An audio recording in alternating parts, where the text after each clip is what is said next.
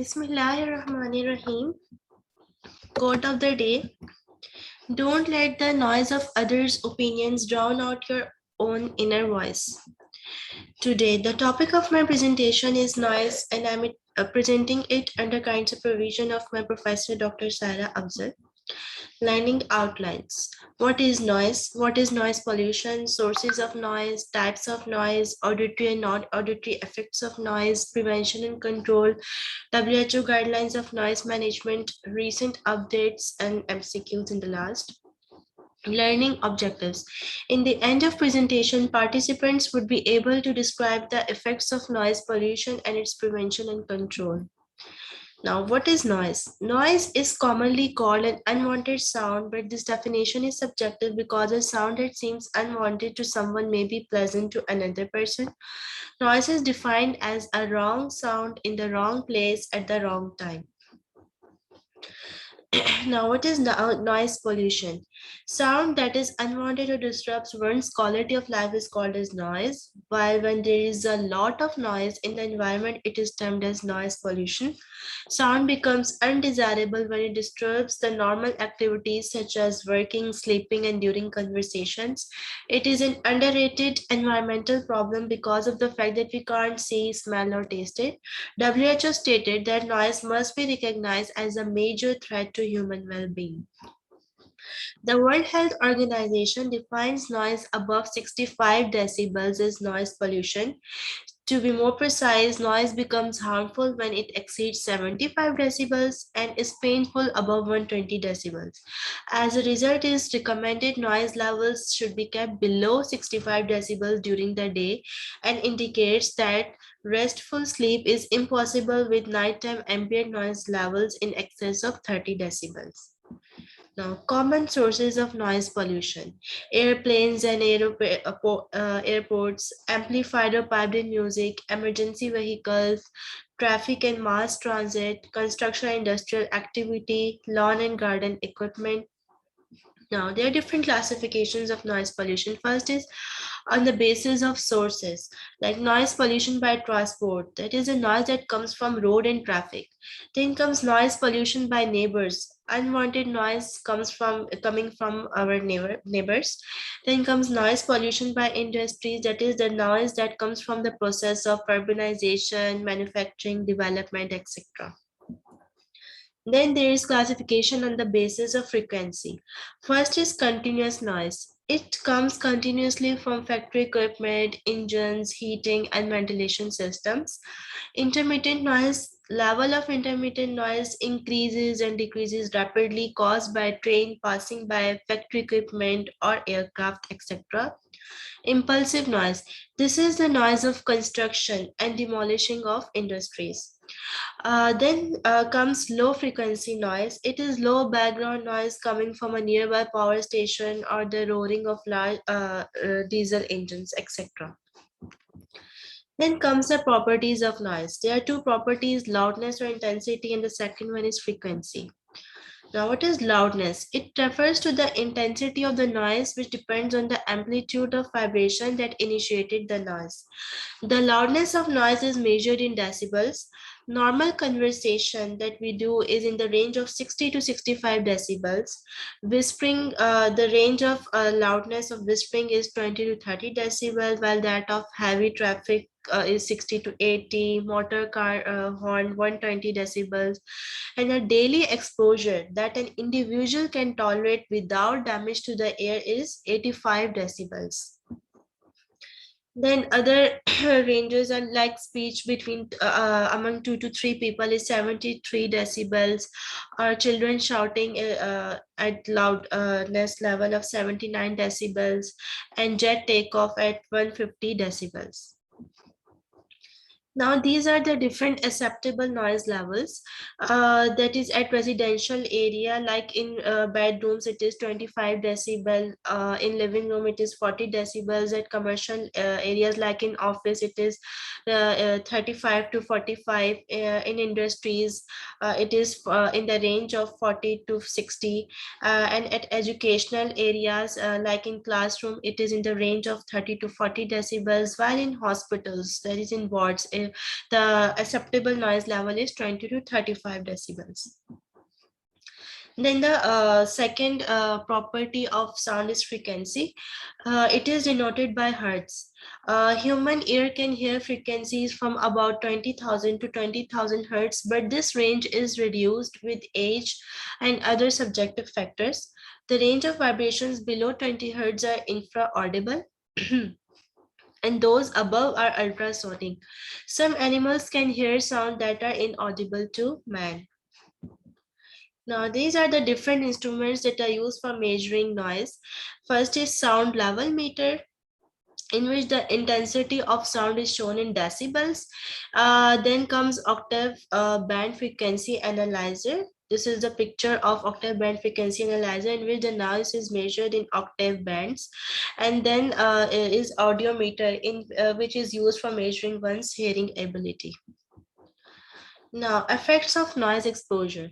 There are two effects. First is auditory effects, then we move on to non-auditory effects. Auditory effects.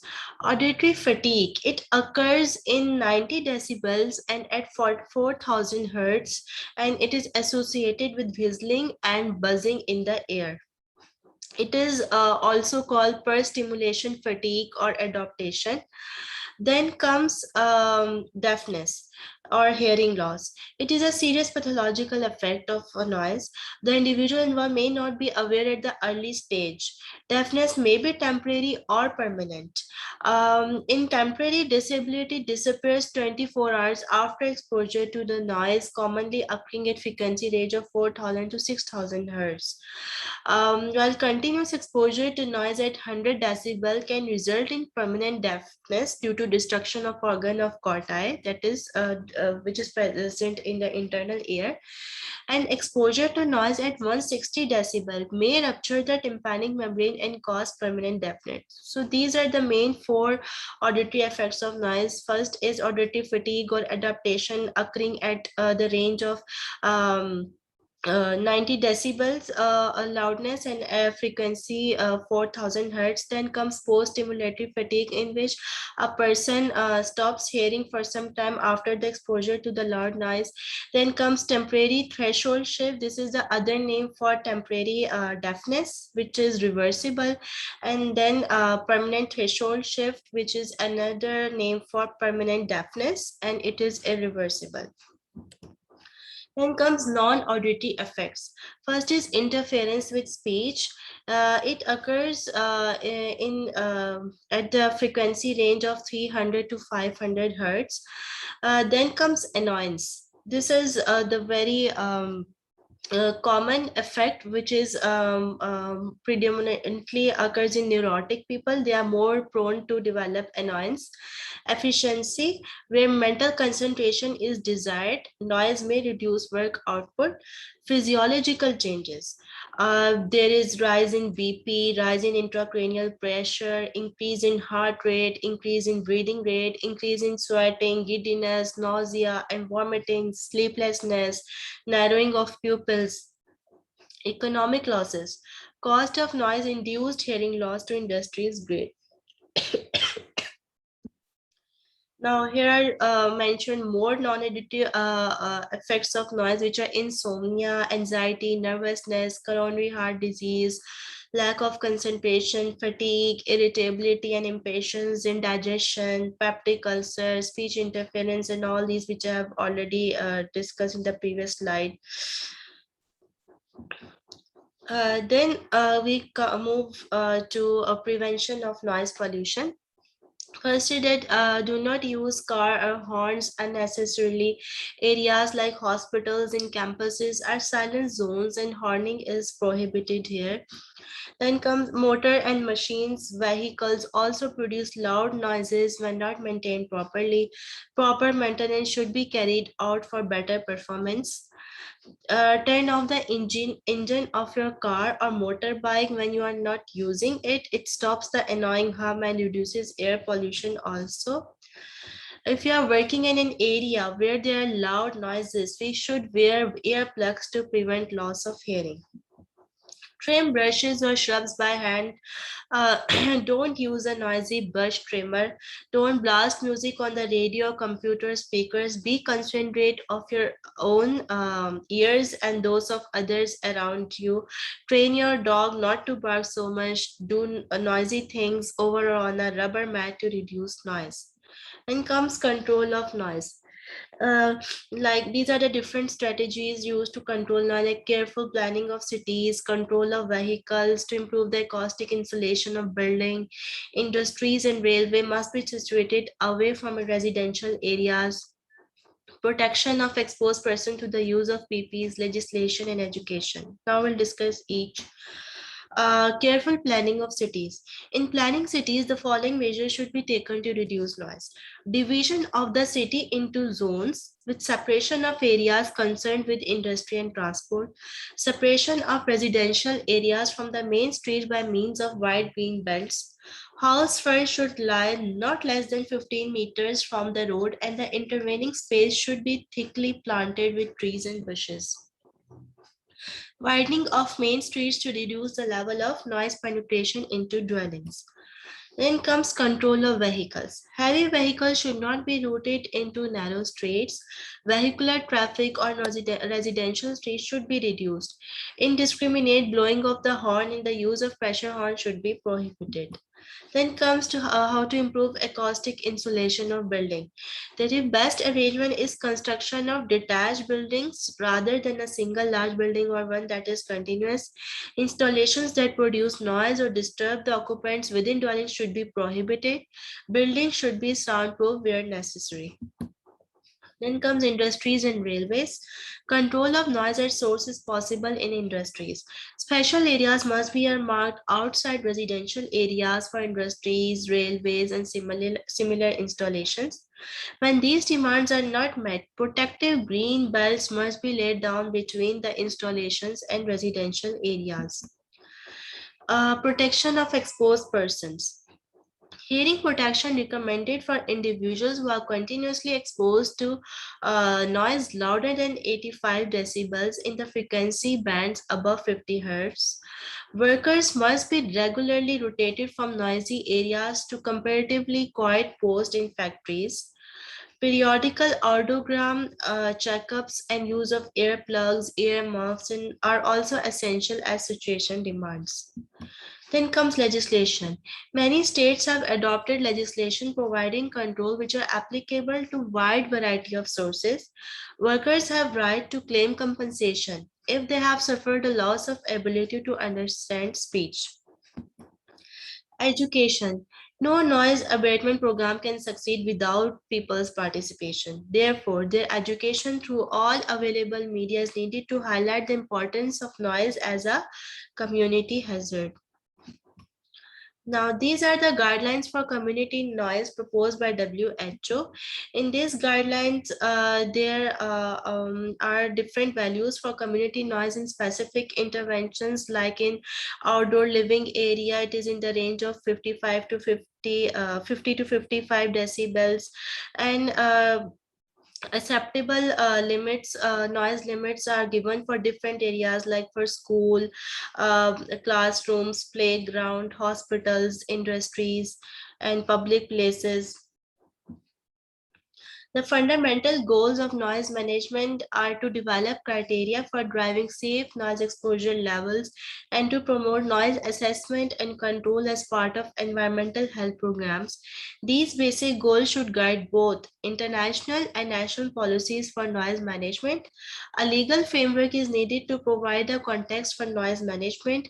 National noise standards can usually be based on a consideration of international guidelines, such as these guidelines for community noise, as well as national criteria documents which consider dose response relationships for the effect of noise on human health. Other components of a noise management plan according to these guidelines include noise level monitoring, noise exposure mapping, exposure modeling, noise control approaches such as mitigation and precautionary measures, and evaluation of control options. Now, moving to recent updates. This is an article published that is physiological and physical impact of noise pollution on environment. A study in London tells that 340 children are exposed to aircraft noise of age 8 to 11. There results in annoyance, poor reading, and comprehension. In 100 research, children who have exposure to noise levels above 55 decibels, they have low attention, less social adaptability, poor mental development, and have opposite behavior compared to other children. Disturbance caused by noise affect the quantity and quality of sleep. Difficult in sleeping, awakenings, and change in sleep, especially a reduction in rapid eye movement. Traffic noise more than 30 decibel is enough to disturb the sleep. London Health Organization says that road traffic is the only cause of noise pollution. Transport noise is linked with production losses caused by inability to focus at work. A guide to noise threshold levels, stress-related health effects, performance at 55 decibels, cardiovascular effects at loudness of 65 decibels, and hypertension at level more than 70 decibels, heart disease at 70 decibels, and hearing loss at 70 decibels. Now, these are the this is the list of loudest cities in the world. These are Mumbai, Cairo, Egypt, New York, Delhi, Tokyo, Argentina, China, and Karachi, which is one of the busiest city of Pakistan. It ranks at 8th position among these loudest cities in the world. Then there is another article published in the newspaper on excessive noise pollution in Lahore rings alarm. Lahore, the noise pollution level has crossed the WHO's acceptable threshold of 60 to 65 decibel in various areas as well as across the province, as the Punjab Environment Protection Department, city district government, traffic police, and the departments concerned failed to alleviate the levels of the pollutant from the atmosphere. Residents of various areas in Lahore, particularly dense residential and commercial areas, have suffered owing to the escalating noise pollution levels. In past, the government had taken an initiative to reduce sound pressure by declaring jail road as a silent zone because of presence of multiple hospitals and educational areas where it was recommended to maintain 50 decibel sound pressure limit, but the campaign failed as no one was willing to abide by the law. And according to this article, doctors asserted that the most patients suffering from hearing issues, stress, and depression hail from areas where noise pollution is more compared to other areas. This is another article on noise pollution and unwarranted menace for urban Pakistan. According to it, noise levels in Pakistan have reached critical levels with average noise values of 76.5 decibel being recorded in Karachi, 72.5 in Islamabad, and 86 in Peshawar. While these values may have not reached astronomical levels, but if left unchecked, it could cause widespread hearing defects, insomnia, indigestion, heartburn, ulcers, hypertension, psychological disorders. According to WHO criteria, noise levels in residential areas should be 45 decibel, 55 decibels in commercial areas, and 65 decibels in industrial areas, as we have already discussed in our previous slides. Note that these are the maximum levels, and yet in our major cities, the value is at least 10 to 20 decibels above these WHO criteria. There is a dire need for legislation to control increasing noise pollution inside the city. Pressure horns, loudspeakers should be completely banned. Industrial area, airports, and highways should be located outside the city limits. For public awareness, television, radio, internet, and newspapers should run campaigns for wide publicity. Now moving to multiple choice questions. World Health Organization considers noise as a major threat to human beings. At what level WHO consider it as a noise pollution? Above 65 decibels, above 85, above 70, or above 120 decibels? A. Yes, the right answer is A, that according to WHO, the criteria for noise to be considered as pollution is above 65 decibels. The house was being constructed after demolition of old building just adjacent to Mr. Ali's residency. He and his family got irritated due to ongoing prolonged noise and planned to move to some other low noise area temporarily. Which type of noise is this? Impulsive, continuous, low frequency, intermittent? Remember that there is a type of noise which is produced due to construction and demolition. Any guess? Yes, right answer is A, that is impulsive noise. Third MCQ, a traffic warden has been doing his job on different areas of a very busy city XYZ for last 5 years. He now presented in ENT OPD with a complaint of difficulty in speech, a daily exposure that an individual can tolerate without damage to an ear is dash decibel, 65, 100, 120, 85. 65. No, the right answer is 85. Although the limit of noise above which it is considered pollution is 65 decibel. However, 85 decibel is the loudness which is an individual which is experienced by an individual daily, and he would not be his ears would not be damaged within this limit. MCQ number 4. You are an occupational hygienist who has been tasked with addressing a potential noise hazard for workers. Using your dosimeter as a measuring tool, what decibel reading would indicate a hazardous noise level? 70, 55, 22, 115. D. No, the right answer is 70 decibels. A, that is after 75 decibels, we have hazardous noise level. MCQ number 5. The government brought awareness in the public by educating them through media about the importance of noise pollution as a health hazard. What disease could be caused by noise pollution? Asthma, brain tumor, child development, blindness. Child development. Yes, right answer is child development because as we have already discussed in our articles published recently, that the noise pollution affects the performance, concentration of child, and also child development in when a child is in the age of 1 to 5 years. MCQ number 6. A family is residing in a close proximity to a factory. One of the members with a history of schizophrenia is very much prone to develop dash due to high noise throughout the day, sleep disturbance, annoyance, diabetes, hypertension. Right answer is B. Although hypertension, sleep disturbance, annoyance, these three are the non-hereditary effects of the noise, but the patients who neurotic patients or who have some mental issues, they are very much prone to develop annoyance. MCQ number 7. An employer ABC working at aircraft maintenance site of a busy international airport is now complaining of ringing in ears. He visited ENT consultant who told him that he was suffering from auditory fatigue. How can noise exposure be reduced in a workplace? By immediately issuing personal protective equipment to workers, by allowing users to listen to music while working, by having more than one user do an activity so it's done quicker, by implementing a job rotation system.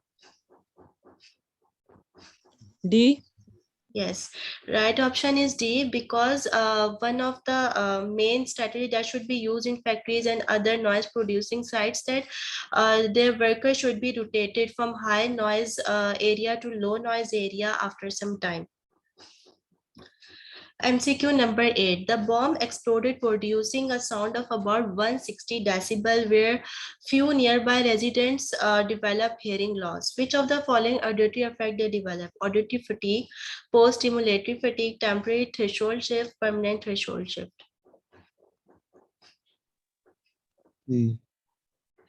The right answer, the right option is D, that is permanent threshold shift or permanent deafness, because because at 160 decibel there is damage of tympanic membrane resulting in permanent deafness. So the D is the right option. One of the side effects of noise pollution is auditory fatigue, in which the sufferer complains of whistling and ringing in ears. At what decibel and frequency does it appear? 90 decibel and 4000 hertz, 120 decibel and 40,000 hertz, 90 decibel and 2000 hertz, 80 decibel and 4000 hertz. Any guess? A. Yes, A is the right option. This is the point to remember, that auditory fatigue occurs at a loudness of 90 decibel and frequency of 4000 hertz. MCQ number 10. Mr. Salim was working in the industry where noise pollution caused hearing loss to him. He is living in a country where the government has developed legislation for noise control and management. Now, what can he do? He can claim for his compensation. He can seek treatment on his own expenses. He can be fired out from his job and replaced by his son. He cannot take financial help from the company. Which is the A. right option? Yes, right option is that he can claim for his compensation if he is living in a state where there is developed legislation for noise control and management. This is the key of my MCQs. Here are the references. Thank you.